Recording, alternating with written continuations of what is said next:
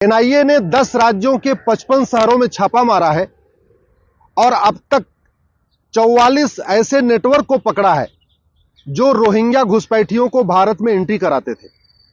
मैंने 2017 में PIL file किया था सुप्रीम कोर्ट में। उस समय कहा था कि 5 करोड़ घुसपैठी आ चुके हैं। अब तो 2023 चल रहा है, 6 साल बीत चुका है। अब घुसपैठियों की संख्या लगभग 5.5 करोड़ हो चुकी होगी। बॉर्डर पे, असम के बॉर्डर पे, बंगाल के बॉर्डर पे पूरा वहां नेटवर्क है घुसपैठियों का। और जो नेक्सस है, जो वहां पे जो माफिया बैठे हुए हैं, वो घुसपैठियों को अंदर कराते हैं। अंदर कैसे कराते हैं? 2000 रुपए पर घुसपैठिया बॉर्डर पे देते हैं अंदर कराने के लिए। अंदर जब आ जाते हैं 2000 रुपए पर घुसपैठिया वो कॉमन सर्विस सेंटर को देते हैं आधार बनाने के लिए। फिर उसके बाद 2000 रुपए देते हैं किसी दलाल को, उससे वो बर्थ सर्टिफिकेट बना के देता है घुसपैठियों का।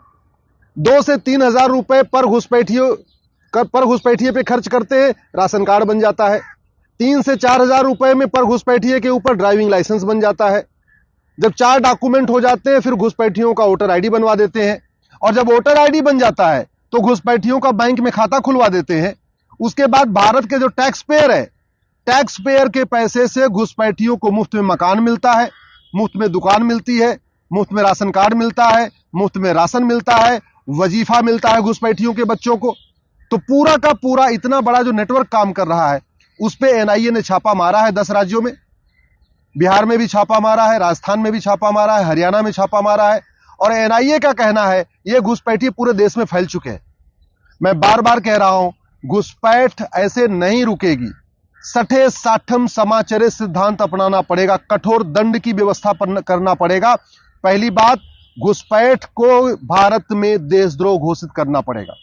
हमारे पास देशद्रोह की धारा है सेक्शन 124A, लेकिन आज तक सरकार ने घुसपैठ को देशद्रोह नहीं घोषित किया, इसलिए घुसपैठियों के ऊपर देशद्रोह की धारा नहीं लग रही है।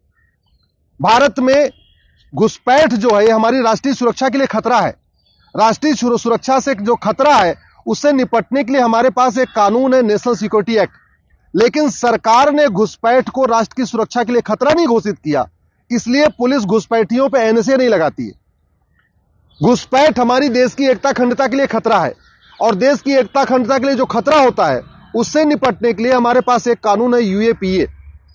लेकिन सरकार ने घुसपैठ को देश की एकता अखंडता के लिए खतरा घोषित नहीं किया, इसलिए पुलिस घुसपैठियों पे यूएपीए भी नहीं लगाती है। घुसपैठ अपने आप में वेजिंग वॉर है, यह अप्रत्यक्ष युद्ध है। यह भारत की डेमोग्राफी बदलने के लिए किया जा रहा है घुसपैठ। और भारत की डेमोग्राफी बदल चुकी है।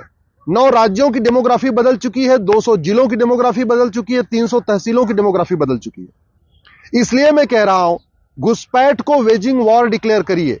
जब तक सरकार घुसपैठ को वेजिंग वॉर डिक्लेयर नहीं करेगी, तब तक पुलिस या एनआईए या सीबीआई घुसपैठियों पे वेजिंग वॉर की धारा नहीं लगाएगी, सेक्शन 121।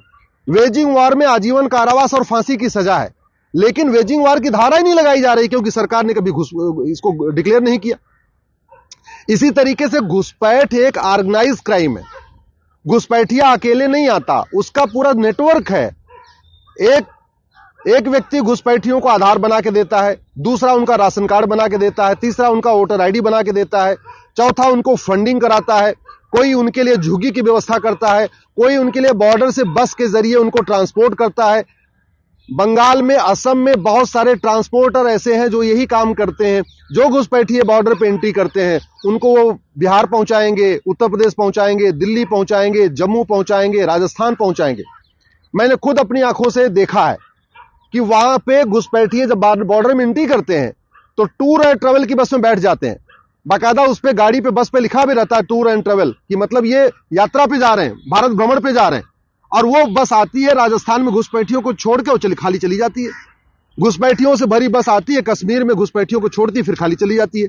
घुसपैठियों से बस भरी हुई आती है, कभी अहमदाबाद में छोड़ेगी, कभी जयपुर में घुसपैठियों को पहुंचा देगी, दिल्ली में पहुंचाएगी, चंडीगढ़ में पहुंचाएगी, पंजाब के भटिंडा में पहुंचाएगी, लुधियाना में पहुंचाएगी, इवन श्रीनगर तक पहुंचाने लग गए हैं घुसपैठियों को। इधर आपके जो है बड़ौदा में पहुंचा देते हैं, आपके जो है भोपाल में पहुंचा देते हैं घुसपैठियों को। तो इसलिए मैं कह रहा हूं, घुसपैठ एक ऑर्गेनाइज क्राइम है। ऑर्गेनाइज क्राइम से निपटने के लिए हमारे पास गैंगस्टर एक्ट है, हमारे पास मकोका है, गुजरात में गुजकोका है, महाराष्ट्र में मकोका है, तो सरकार जब तक इसको डिक्लेयर नहीं करेगी कि घुसपैठ एक ऑर्गेनाइज क्राइम है, तब तक पुलिस घुसपैठियों पे न गैंगस्टर एक्ट लगाएगी, न मोकोका लगाएगी, न घुसकोका लगाएगी। और जब तक इनको कठोर दंड नहीं मिलेगा, तब तक घुसपैठ रुकेगी नहीं। और जो भारत में घुसपैठिए हैं, ये छोड़ के भागेंगे नहीं। और घुसपैठियों पे कार्रवाई करने से ज्यादा जरूरी है घुसपैठियों के मददगारों पे कार्रवाई करना। जो ये रोहिंग्या बांग्लादेशी घुसपैठिए हैं, जो इनकी मदद करने वाले वकील हैं, जो इनके मदद करने वाले पत्रकार हैं, जो इन घुसपैठियों के मददगार कलमकार हैं, जो घुसपैठियों के मददगार नेता हैं, अभिनेता हैं, एक बार इनके ऊपर भी कठोर कार्रवाई करना पड़ेगा। ये झूठे मानवाधिकार की दुहाई देके घुसपैठियों की जो हमदर्दी करते हैं, जो घुसपैठियों के पक्ष में बोलते हैं, इनके खिलाफ भी कार्रवाई करना पड़ेगा। और हमने अगर घुसपैठ नहीं रोका तो ध्यान रखिए 5000 घुसपैठियों ने पर्शिया को ईरान बना दिया था। कुछ चंद घुसपैठिए गए थे, अलग अलग जगहों पे गए और उन देशों को डेमोग्राफी बदल गई, बाद में उन देशों को कन्वर्ट कर दिया। घुसपैठ को रोकना है तो सरकार को तत्काल 5 कानून बनाना पड़ेगा। घुसपैठ को देशद्रोह घोषित करना पड़ेगा और घुसपैठियों के खिलाफ देशद्रोह की धारा लगाना पड़ेगा। घुसपैठ को राष्ट्रीय सुरक्षा के लिए खतरा घोषित करना पड़ेगा। घुसपैठियों पे एनएसए लगाना पड़ेगा। घुसपैठ को देश की एकता अखंडता के लिए खतरा घोषित करना पड़ेगा। घुसपैठियों के खिलाफ यूएपीए लगाना पड़ेगा। घुसपैठ को वेजिंग वॉर डिक्लेयर करना पड़ेगा। अप्रत्यक्ष युद्ध घोषित करना पड़ेगा। घुसपैठियों पे वेजिंग वॉर की धारा लगाना पड़ेगा। घुसपैठ को ऑर्गेनाइज क्राइम घोषित करना पड़ेगा। घुसपैठियों के खिलाफ गैंगस्टर एक्ट लगाना पड़ेगा। ये 5 कानून सरकार लगाना शुरू कर दे। पुलिस ये 5 धाराएं घुसपैठियों के खिलाफ लगाए, यूएपीए लगाए, एनएसए लगाए, वेजिंग वॉर लगाए, सेडिशन लगाए, गैंगस्टर एक्ट लगाए। मैं गारंटी के साथ कहता हूं, जो घुसपैठिए आने वाले हैं वो वहीं रुक जाएंगे और जो भारत में है ये छोड़ के भाग जाएंगे। घुसपैठिए बाहर से इसलिए आ रहे हैं क्योंकि उनको पता है जो 5 करोड़ पहले गए हुए इनके ऊपर कोई कार्रवाई हो नहीं रही। और देश के सुप्रीम कोर्ट को, हाई कोर्ट को और सारे डिस्ट्रिक्ट कोर्ट को भी सरकार को कहना पड़ेगा कि आप घुसपैठियों का मामला 1 साल के अंदर डिसाइड करिए।